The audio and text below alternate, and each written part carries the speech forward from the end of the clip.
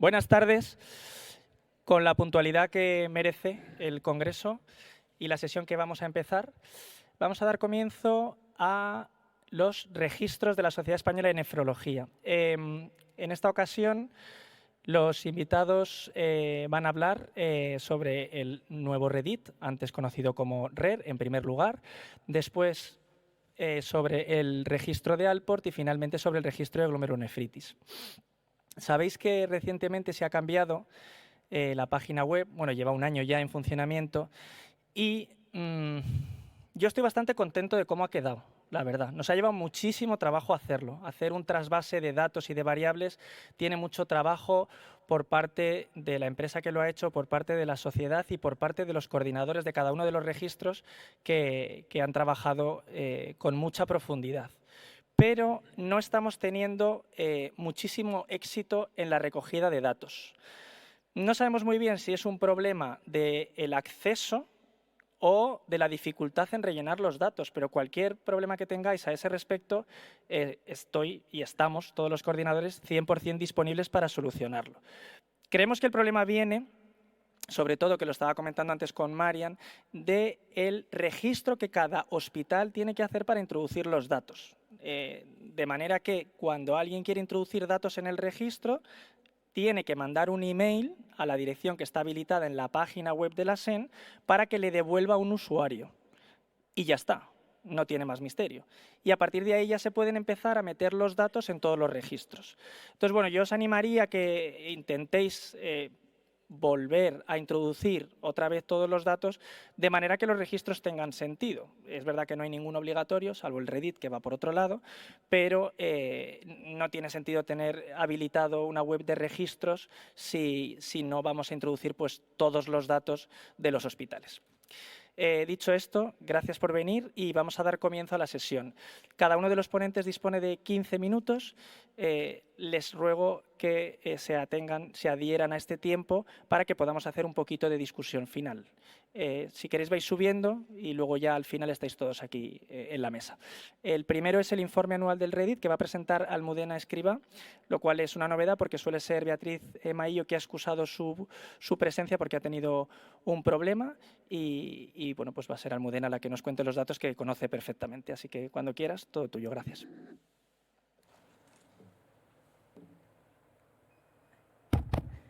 Bueno, buenas tardes.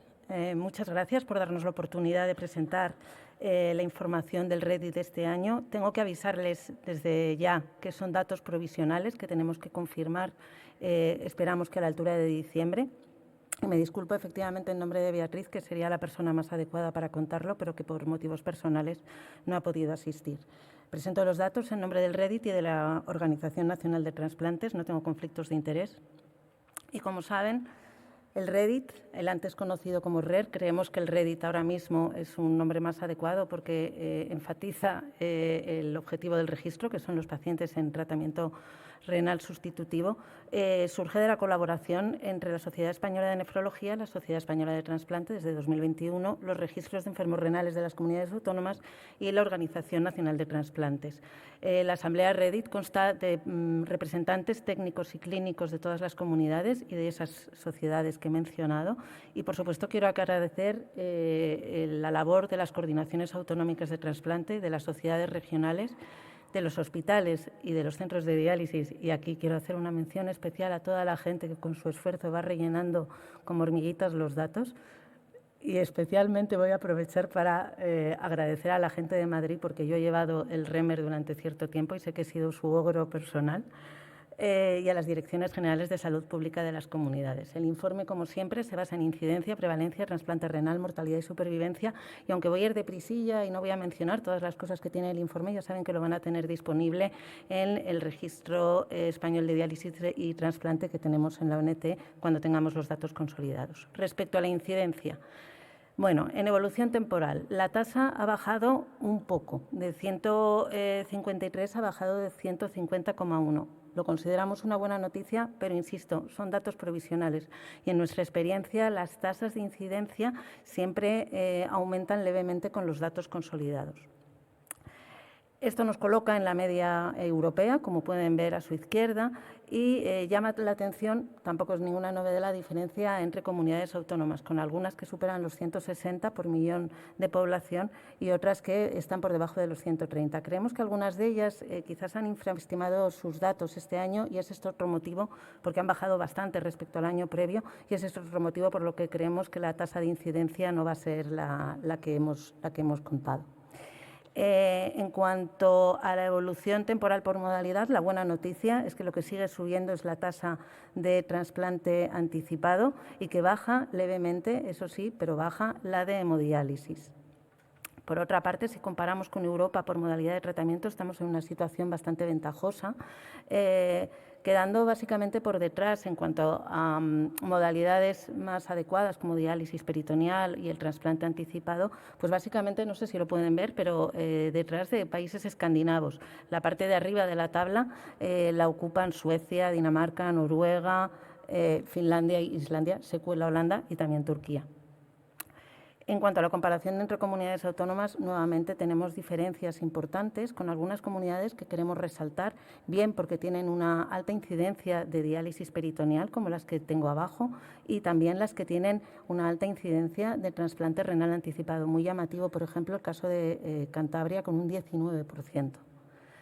Si comparamos por grupos de edad, lo que podemos confirmar es que se está produciendo un cambio demográfico progresivo, que seguro que aumentará en los próximos años con la pirámide de población que esperamos para España en los próximos 10-15 años, y es que van bajando, y esto es bueno, la tasa en los pacientes menores de 45 años, pero claramente ya va aumentando en los mayores de 65 años, que ya son el 60%, e incluso, si se fijan bien, un 30% en los mayores de 75.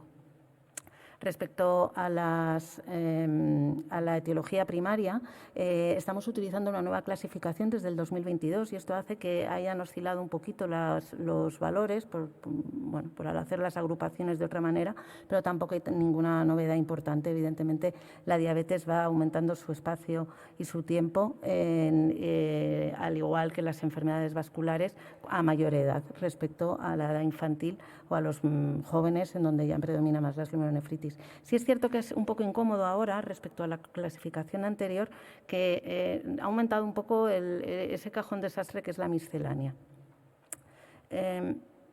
Respecto a la diabetes mellitus, en particular como enfermedad renal primaria, este año se consolida un poco una tendencia, después de varios años al alza, pues descendente. Parece que se ha roto esa subida, tanto en tasa como en porcentaje, y sigue habiendo, esto tampoco es ninguna novedad, las diferencias que ya conocíamos entre comunidades.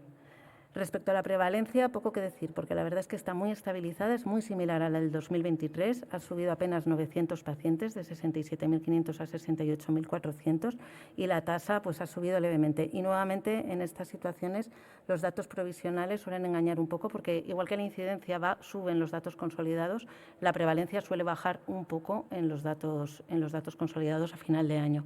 Pero sí que es una buena noticia ver cómo el trasplante renal sigue creciente en tasa y en porcentaje frente a la hemodiálisis, que desciende tanto en tasa como porcentaje, como ven a la derecha. Nos coloca en una prevalencia alta respecto a otros países de la Comunidad Europea, pero también es cierto que porque tenemos un porcentaje de trasplante bastante importante.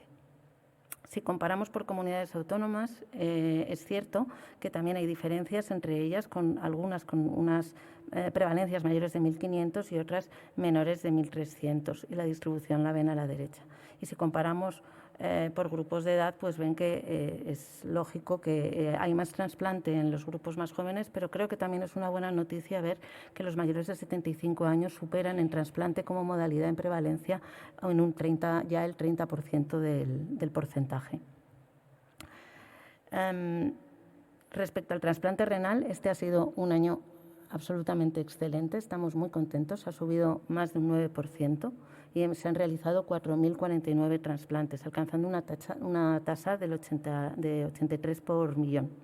Es una subida de un 9,7 respecto al 23, de más del 18 respecto al 22, y nos coloca en una situación absolutamente privilegiada ya en el orden mundial. Es cierto que por primera vez pasa una cosa que ya sabíamos que acabaría ocurriendo, y es que ya la donación en asistolia controlada supera en porcentaje a la muerte encefálica, que va cayendo progresivamente.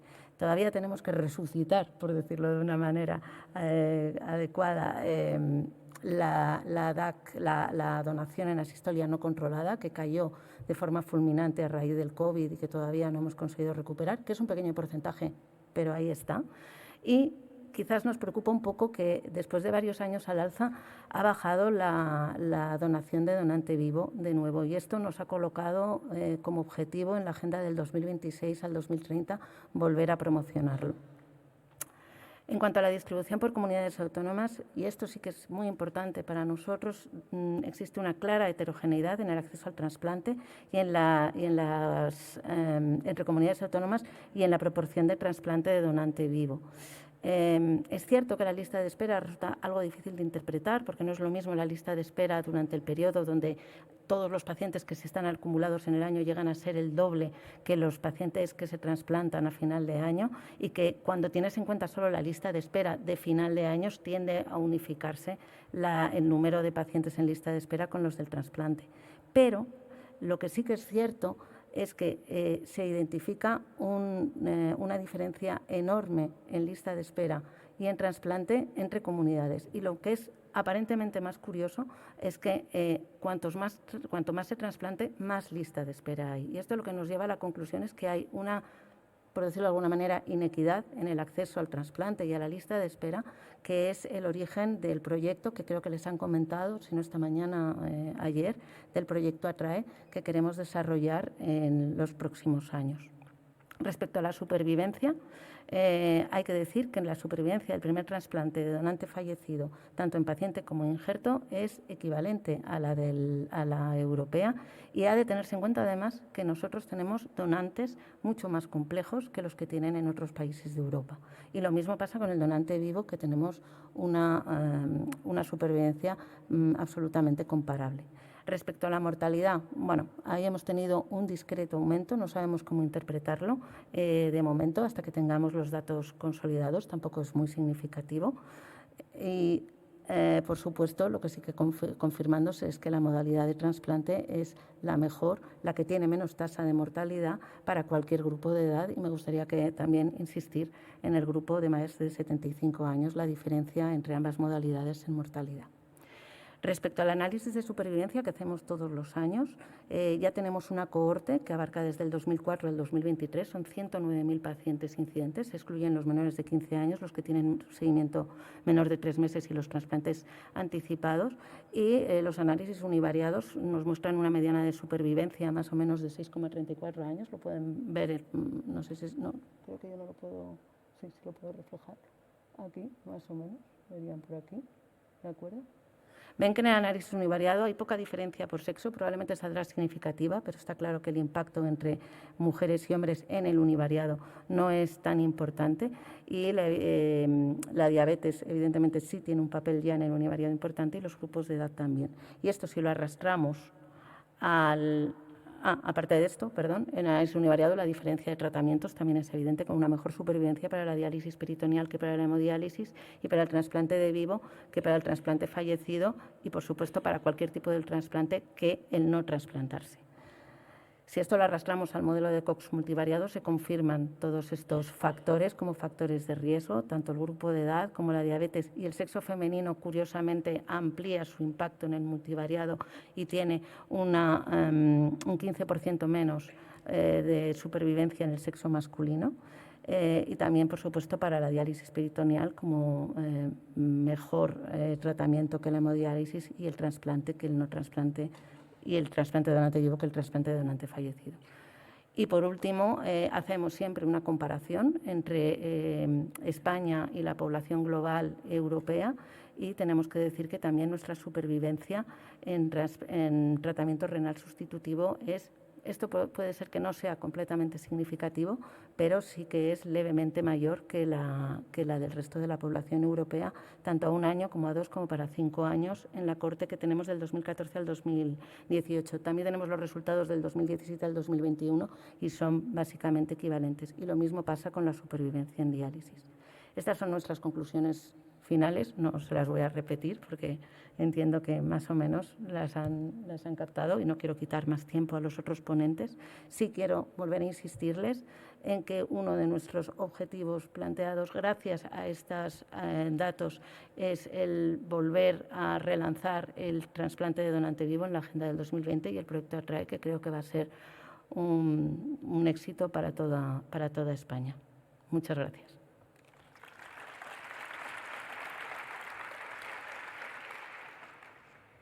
Muchas gracias, Almudena. Hacemos luego una ronda de preguntas todos juntos aquí, si queréis. La siguiente ponencia corre a cargo de Isabel Galán.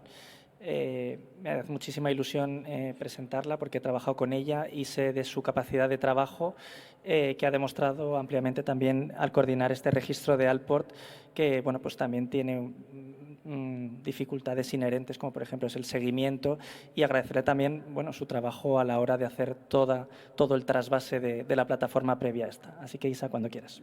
Muchas gracias, Borja. Bueno, pues muchas gracias a la Sociedad Española de Nefrología por seguir impulsando que se realicen estos registros. Gracias a ti por coordinarlo y por mejorarlo, y también por permitir que por primera vez se pueda presentar esta enfermedad hereditaria en la sesión de registro. Este registro pues, ha sido impulsado por la SEN, como sabéis, pero también en ayuda de la Asociación Española de Nefrología Pediátrica, con la que formamos parte del grupo de trabajo de enfermedades hereditarias y con los que trabajamos para todo este tipo de enfermedades que sabéis que son muy frecuentes en el niño. Este registro pues, fue pensado desde hace ya varios años con el objetivo de analizar esta información clínica, genética y de evolución de estos pacientes que cada vez se están diagnosticando con más frecuencia a raíz de la mayor generalización de los estudios genéticos, y la idea era hacerlo pues, de la forma lo más estandarizada posible para empezar a contestar muchas de las preguntas que nos íbamos haciendo y también formular las nuevas preguntas que se deben de ir contestando, ¿no?, a partir de ahora. En el momento del corte del registro había un total de 984 pacientes que en un primer filtro hemos decidido analizar solo aquellos que tuvieran claramente un estudio genético realizado y que fuera con un resultado de una variante probablemente patogénica o patogénica en alguno de los genes relacionados con el Alport, con el 4A3, 4 o 5. Se quedaron fuera entonces los que no tenían estudio genético o que el resultado era una variante de significado clínico incierto. Así que la N que hemos analizado ha sido de 807 pacientes, de lo cual pues estamos muy orgullosos, la verdad.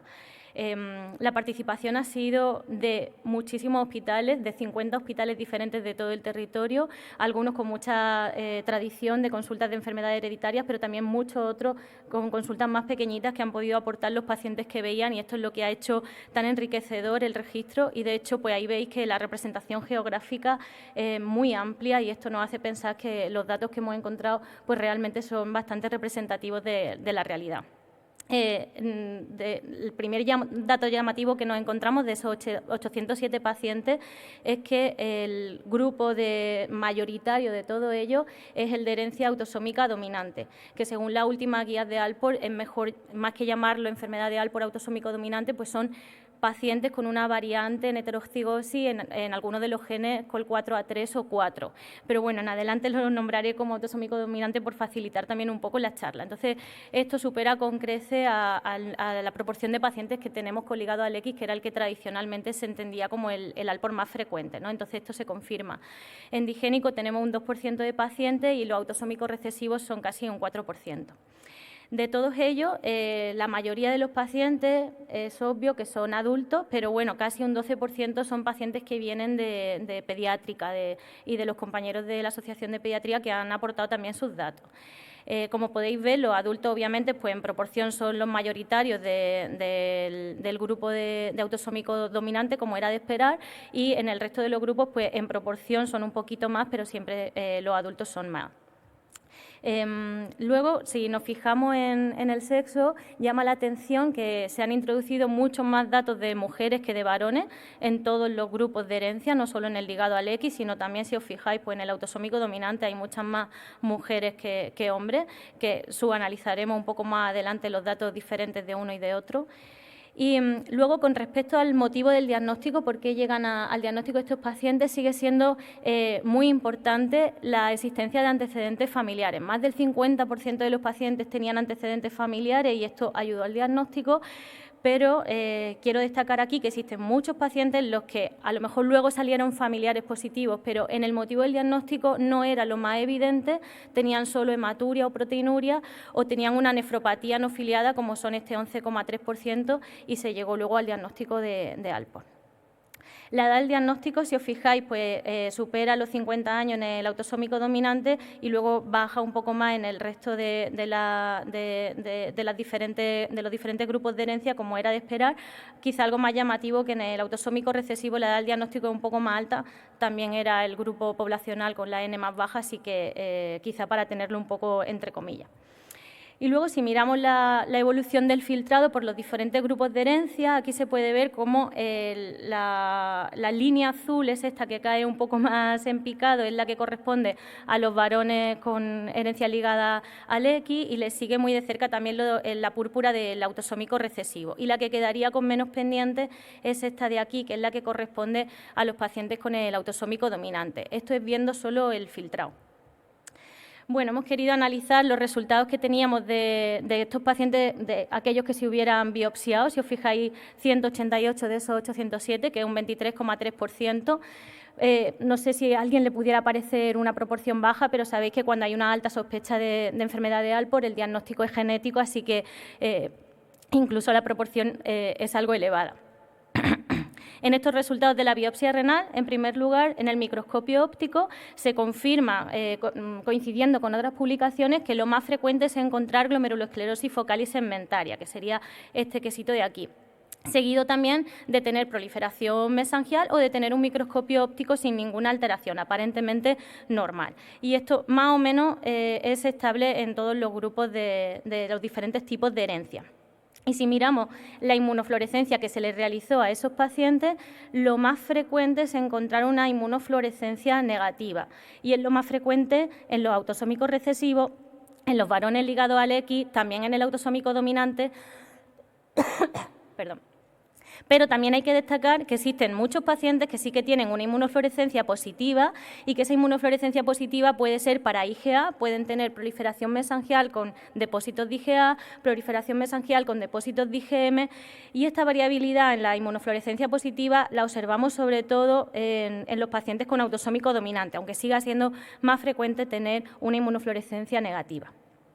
Y por último, con respecto al microscopio electrónico, a mí lo que me parece más llamativo es que solo tenemos resultados del microscopio electrónico en 44 de esos 188 pacientes que se biopsiaron, es decir, solo un 23% de los pacientes, a pesar de que el microscopio electrónico pues, sigue siendo la forma de diagnosticar la enfermedad de Alport en aquellos pacientes que han ido a biopsia.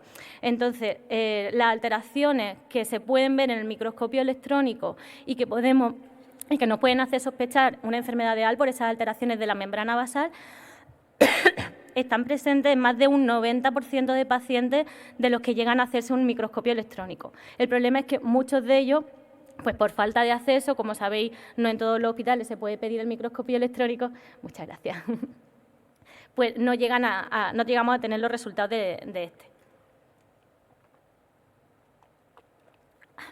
Mucho mejor, gracias.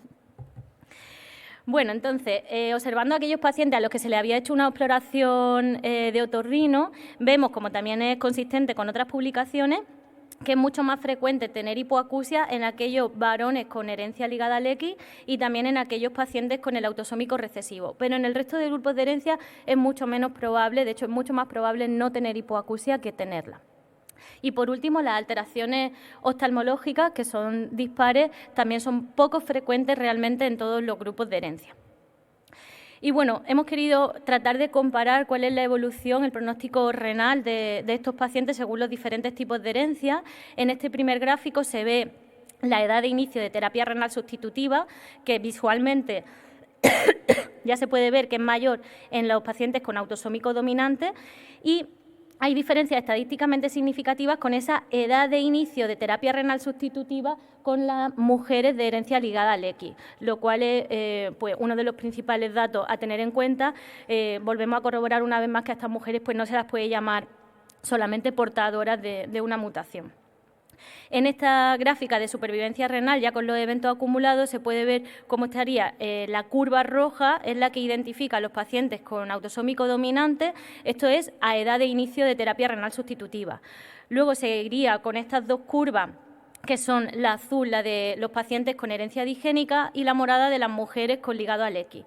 Y por último tenemos estas dos curvas ya con la peor supervivencia renal, que son los pacientes en verde varones con ligado al X y los naranjas los autosómicos recesivos. Tratando de comparar entre ellos de 2 en 2 para que sea un poco más sencillo, aquí pues se confirma una vez más lo que es sabido por todos. Si comparamos las mujeres con herencia ligada al X, claramente la supervivencia renal es mayor que los varones con diferencias significativas.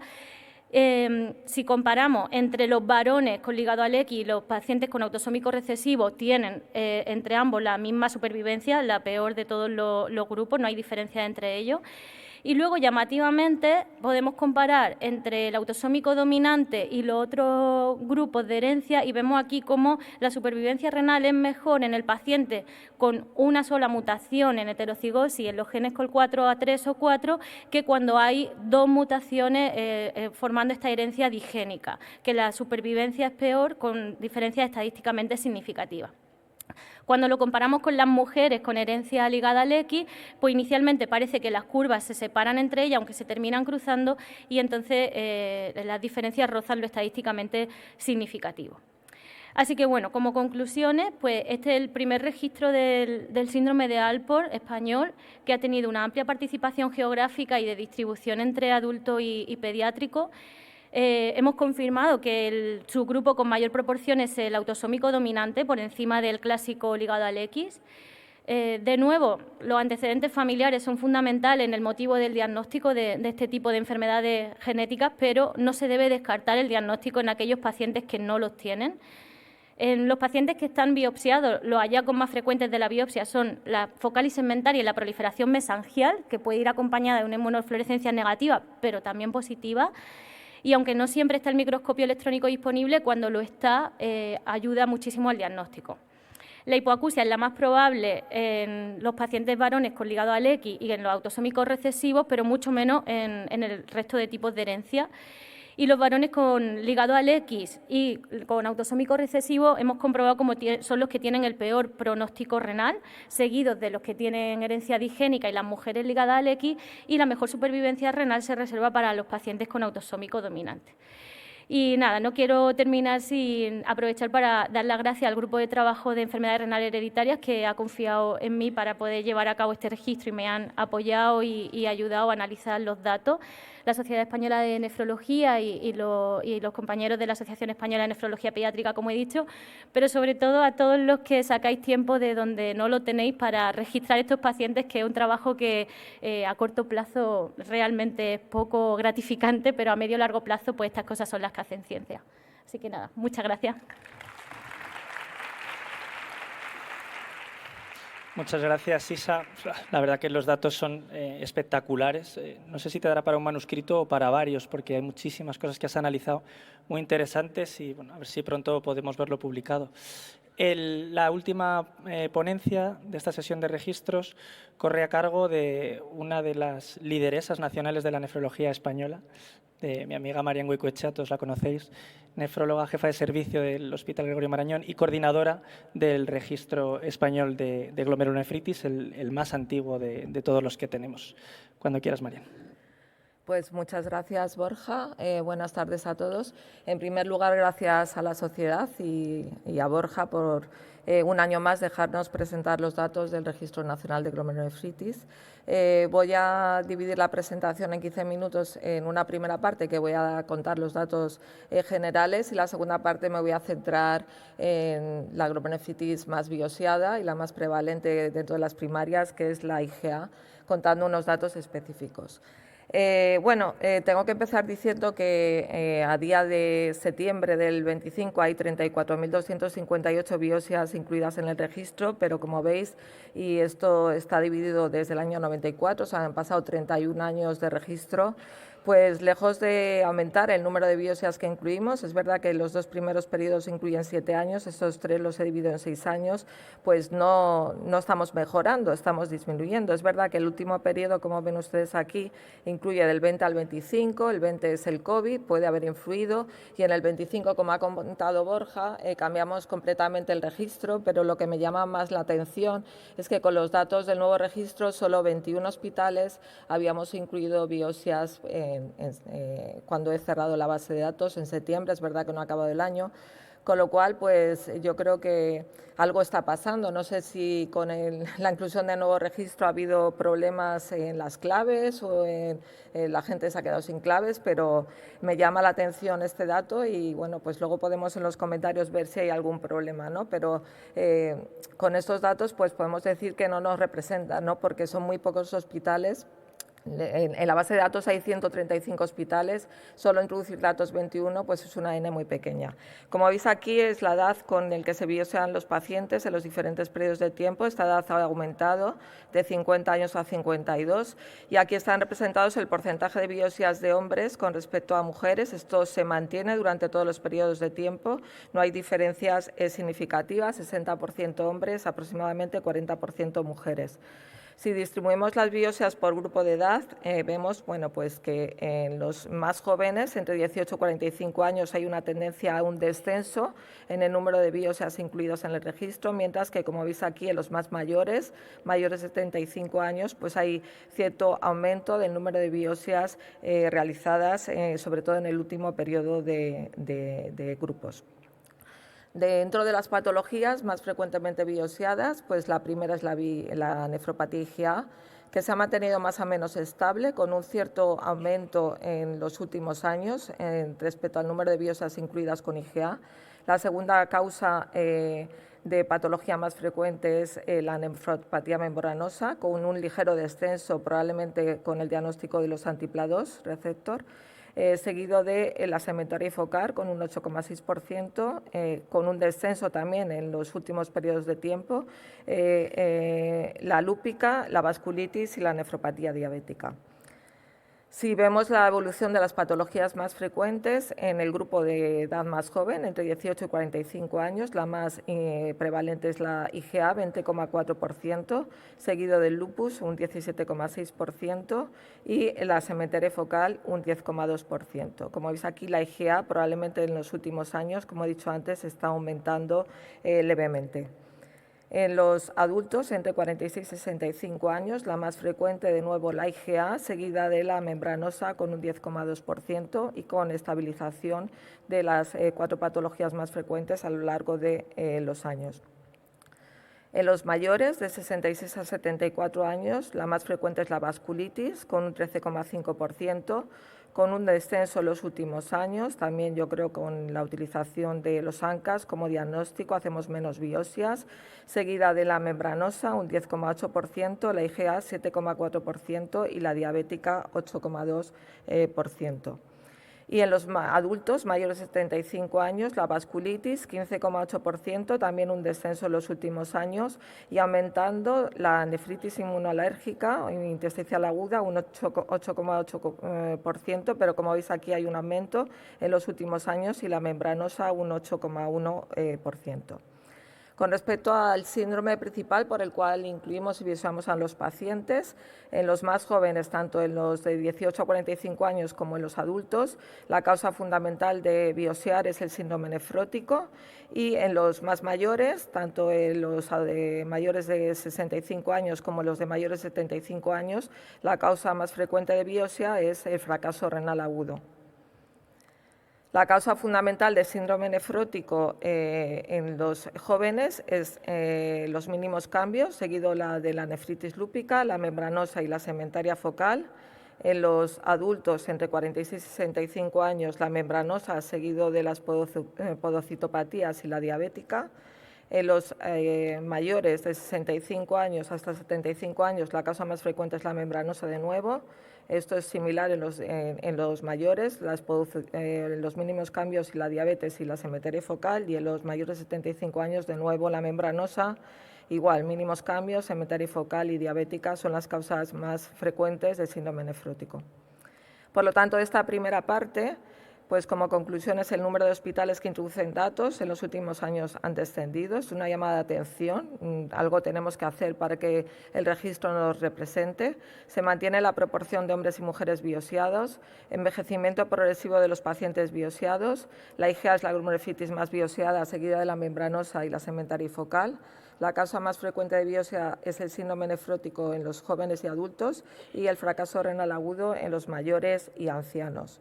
Y las patologías más frecuentes según el rango de edad son la IgA y el lupus en los jóvenes, con aumento de la IgA y la membranosa en los adultos, con descenso de la membranosa, la vasculitis y la membranosa en los mayores, con descenso de las vasculitis, y la vasculitis y la nefritis intersticial aguda en mayores de 75 años, con descenso progresivo de la vasculitis. Y con respecto de los datos de la IgA tenemos actualmente 4.932 casos de las 34.258 biopsias, que suponen un 14,4%, con una edad media de los pacientes biopsiados de 44 años, 73% son mujeres, una mediana de creatinina en la biopsia de 1,48, una mediana de aclaramiento de creatinina. Los primeros datos del registro hay aclaramiento de creatinina, ahora ya tenemos el filtrado glomerular estimado por CKD-EPI, pero esto pues tendremos que unificarlo y calcular si podemos el filtrado por MDRD. Yo creo que lo tenemos en la parte del registro, pero en esta es CKD-EPI. Mediana de proteinúria 1,7 y de estos un 21% tienen una proteinúria nefrótica mayor de 3,5 gramos día. Como veis aquí, de nuevo, el número de biopsias en este periodo de tiempo, aunque hemos dicho que está aumentando el porcentaje de IgA, pero se han incluido muchísimos menos biopsias, ¿no?, de IgA en el último periodo, como hemos dicho en azul, entre el 20 y el 25.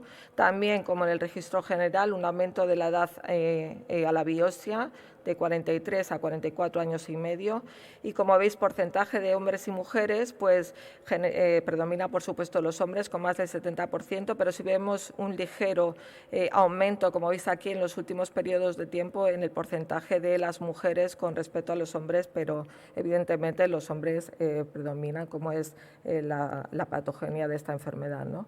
El porcentaje de biopsias con diagnóstico de nefropatía IgA a lo largo del tiempo, aquí parece que hay muchas diferencias, pero la escala es del 13 al 16. Veis aquí que hubo un aumento aquí en este periodo entre el 2006, aquí ya hubo 14% en los dos periodos de tiempo del 2007 al 2019 y en el 2025, aunque hemos incluido menos biopsias, pero ha aumentado a un 15,4% los datos con pacientes de diagnóstico de nefropatía IgA. Evidentemente, los pacientes con IgA, los más biopsiados son los jóvenes, más del 50% tienen una edad entre 18 y 45 años, aproximadamente un 30% entre 46 y 65 años y menos del 10% los mayores, pero sí vemos un aumento, sobre todo en el grupo de pacientes mayores de 75 años, con diagnóstico, una tendencia al aumento con diagnóstico de IgA. Con respecto al motivo de la biopsia, en los pacientes más jóvenes, entre los 18 y 45 años y 46 y 65 años, el principal motivo son las alteraciones urinarias asintomáticas, es decir, microhematuria y proteinuria menor de 3,5, o sea, proteinuria no nefrótica, y mientras que los pacientes mayores la causa de biopsia es el fracaso renal agudo. Y vemos que el síndrome nefrótico y la IgA es más frecuente en los pacientes más ancianos, un 16%, los mayores de 75 años, con respecto a los jóvenes 12%. Por lo tanto, concluyo que la nefropatía IgA representa el 14,4% de las biopsias, con un aumento progresivo de la edad al inicio de la biopsia y aumento leve del número de mujeres en los últimos años biopsiadas con diagnóstico de IgA. El 21% de los pacientes presentan proteinuria nefrótica en el momento de la biopsia, siendo el síndrome nefrótico como forma de presentación más frecuente entre las pacientes más mayores, y en los pacientes jóvenes y adultos la indicación de biopsia son las alteraciones urinarias asintomáticas en la IgA y en los mayores y ancianos la insuficiencia renal aguda.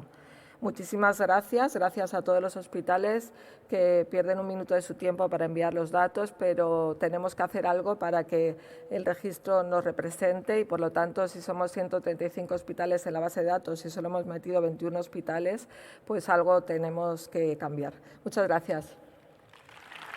Muchas gracias, Marian. Pues muchas gracias por ceñiros al tiempo y por los datos. Es muchísima la información que hemos recibido. Están abiertos todos los micros, así que sed libres en levantaros como está haciendo el doctor Arroyo en este mismo momento y preguntad lo que queráis y a quien queráis. David. Bueno, muchas gracias a las tres ponentes por sus fantásticas presentaciones. La verdad que es muy ameno, es difícil presentar datos de registro, pero ha sido todo muy claro. Tengo una pregunta para la doctora Galán, que los datos de registro de Alpor han sido muy interesantes, pero todos los datos de prevalencia por tipo de Alpor eran a nivel individual. Entonces, no sé, quería saber si en el registro hay datos que permitan estudiar agrupación familiar para ver las prevalencias por familias y no solo por individuos. Sí. Lo que pasa es que no estaba bien diseñado del todo, es un poco déficit del registro como lo preguntábamos, porque preguntábamos cuál era el caso índice y eso era a rellenar, pero no le poníamos un número a la familia. Entonces está siendo un poquito más difícil de analizar esos datos, pero sí que lo tenemos y cuando estén publicados ahí estará todo. Isa, ¿dónde colocas la biopsia después de los datos que has presentado en el algoritmo, en el manejo, en el diagnóstico de la enfermedad de Alport? Esto es una pregunta muy pertinente y relevante, pero es difícil de contestar hoy en día porque claramente cuando hay una sospecha clínica muy elevada de síndrome de Alport, yo creo que estáis todos de acuerdo conmigo que el diagnóstico ha de ser genético y hay que ir a la biopsia renal.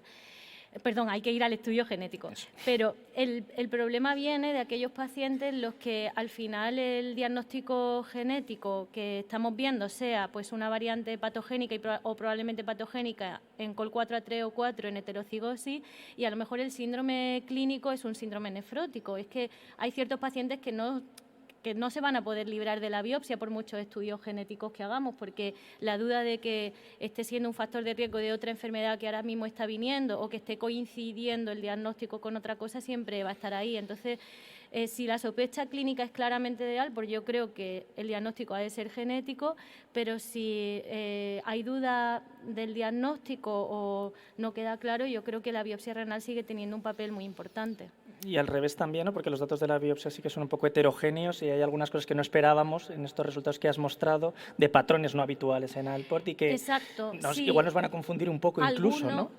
Claro, porque alguno incluso, la persona que rellenó el registro a lo mejor veía una proliferación endocapilar. Por ejemplo, hay un paciente, me especificaban que se había hecho, me rellenaron los datos de la biopsia renal, pero especifican que se habían rellenado, que se había hecho la biopsia renal en el contexto de un fracaso renal agudo. Claro, es que un paciente con una genética también puede tener un fracaso renal agudo, entonces claro. Obviamente sí, eso puede alterar.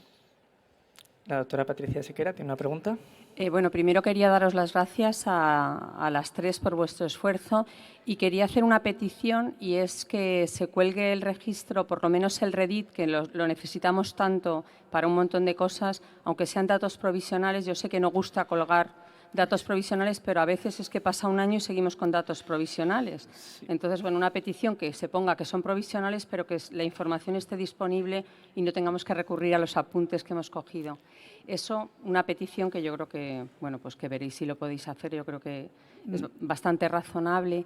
Y luego le quería también, me he sentido vergüenza con lo de que solo haya 21 hospitales. Entonces, bueno, le he pedido a Marian que me diga si el mío está o no está. Y yo creo le va a caer.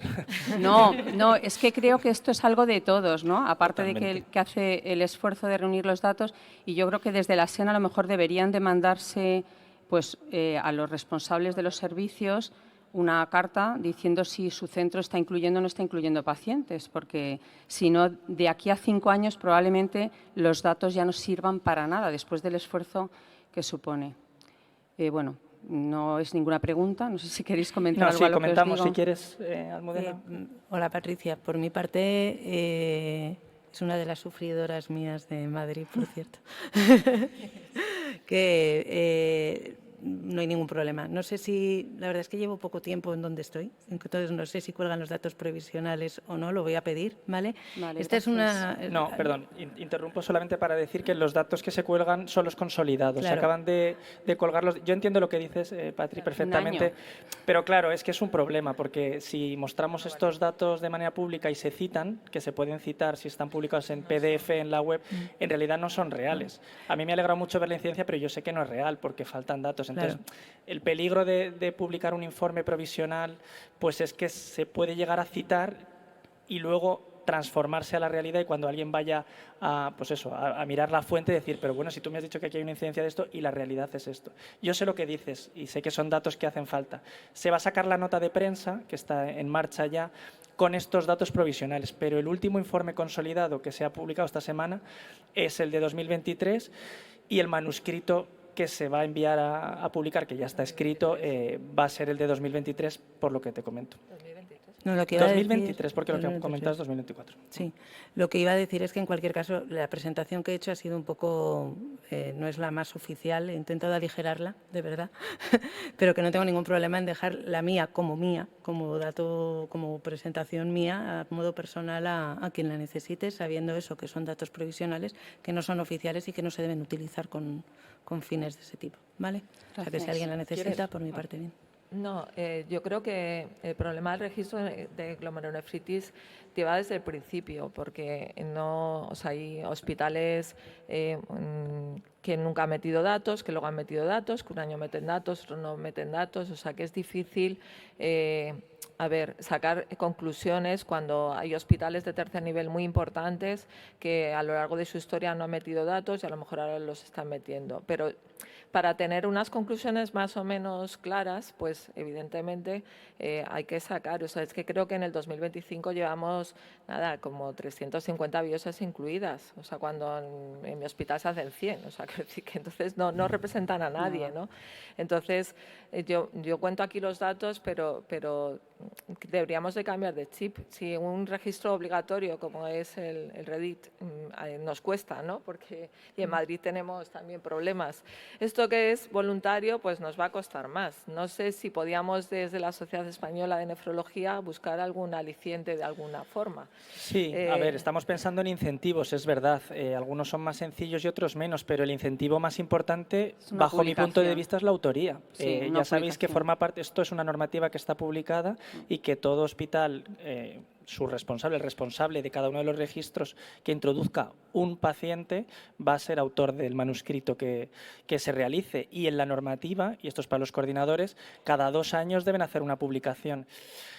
Más allá de eso, bueno, pues algunas ideas sí tenemos. Estamos dándole vueltas a generar algún tipo de, pues de premio para los hospitales que más introduzcan, ajustado para la población, evidentemente, y algunas cosas más que de momento no puedo comentar. Pero yo creo que con el incentivo de la autoría tampoco está de más. Y recordar que ahora con la base de datos que tenemos, cada hospital se puede bajar sus propios datos, que antes no se podía, con lo cual, aunque es verdad que hemos tenido algunos problemas a la hora de bajar los datos porque es un poco complicado, pero creo que lo vamos a explicar para que todo hospital, tanto en SPS como en Estel, se pueda bajar su registro. Yo creo que es importante, porque antes es verdad que no teníamos datos de cada hospital y entonces teníamos que duplicar el registro de un lado y el registro de otro. Yo no sé si alguien de la sala quiere comentarnos cómo podríamos mejorar esto. David.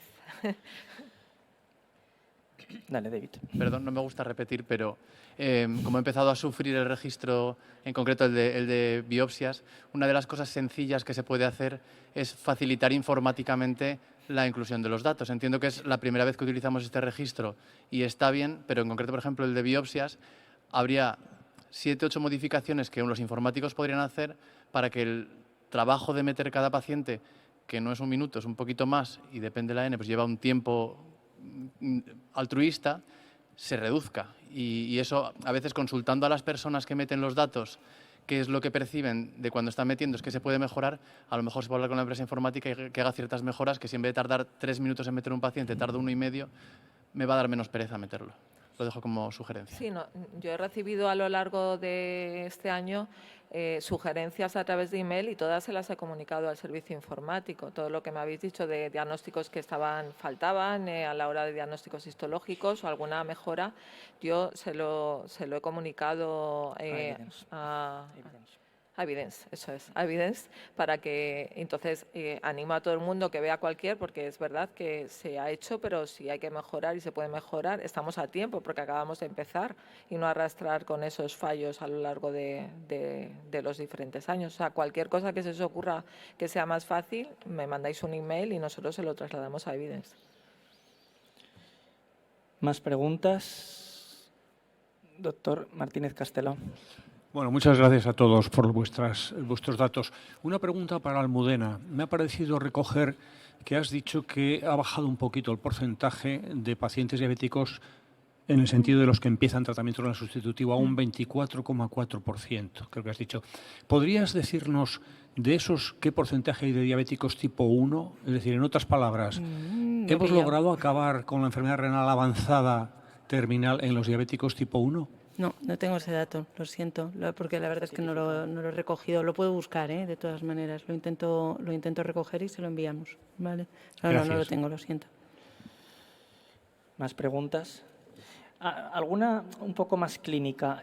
María, nos has presentado datos, ha bajado el número de biopsias, es evidente que lo que ha bajado es el número de registros de biopsias, pero ¿tú crees que también está bajando el número de biopsias que se realizan en España por la aparición de biomarcadores, por los estudios genéticos que están más al alcance o cuál es tu percepción?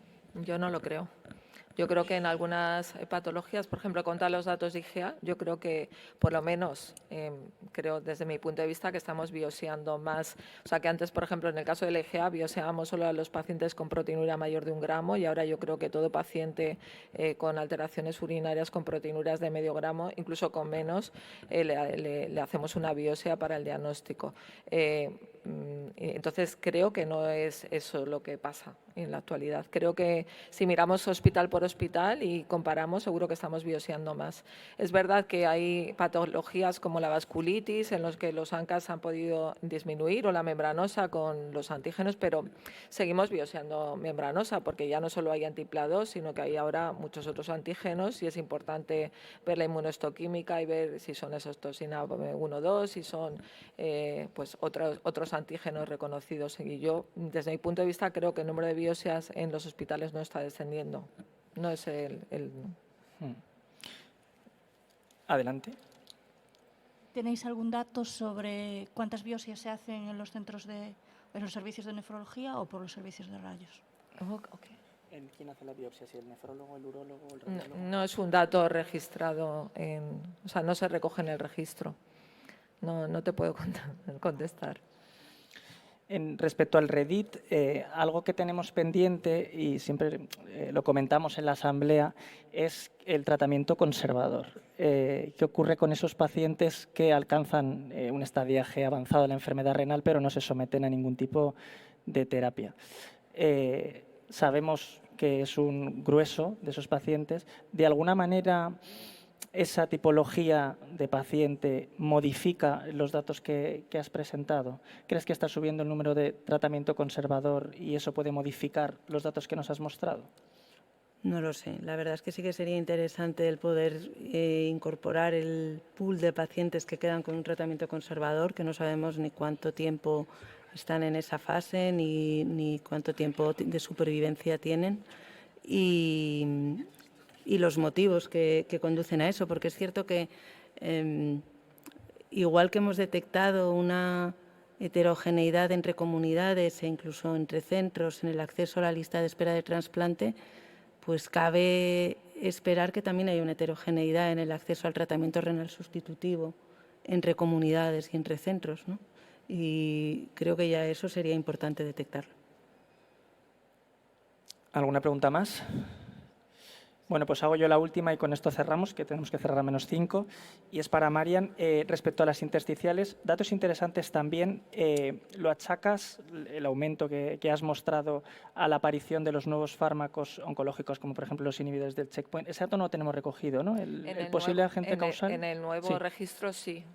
si está nos por puedes decir un fármacos poco. y está en los antiguos no, pero vamos, es evidente, ¿no?, que estamos bioseando muchísimas NIAs, nefritis inmunológicas, en relación con tratamientos quimioterápicos en oncología. Pese a que a veces se recomienda de entrada en el primer episodio Sí, igual pero tratar directamente, ¿no? a pesar de eso y a pesar de que hay protocolos oncológicos, yo creo que se biosean porque, bueno, pues hay gente que no evoluciona bien Y reaparecen. y reaparecen, además. Muy bien, pues justo -5 hemos acabado la sesión. Muchísimas gracias por vuestra asistencia, gracias a las excelentes ponentes y os animo a seguir rellenando los datos.